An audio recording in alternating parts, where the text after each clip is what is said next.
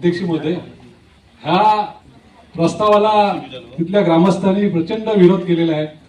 पहिला तर अध्यक्ष महोदय, तिथल्या ग्रामस्थांची दिशाभूल होते का हा कत्तलखाना आहे का आपण या ठिकाणी दिलंय कोंडवाडा आहे, हेच काय क्लिअर कळत नाही.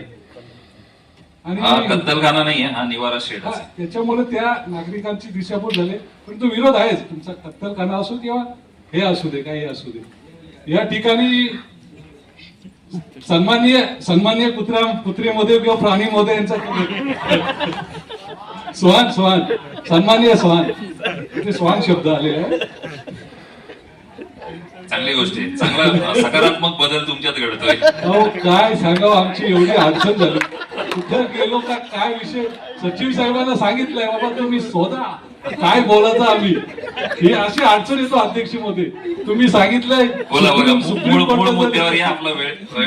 अध्यक्ष मध्ये ह्या ठिकाणी आमच्या सन्माननीय नगरसेवक नितीन पाटील याही मुद्दा पाडला का हा ग्रीन नितीन पाटील आमचे गावात नितीन गावात ही एरिया त्या ठिकाणी आमच्या शेतकऱ्यांना बांधकामासाठी परवानगी मिळत नाही.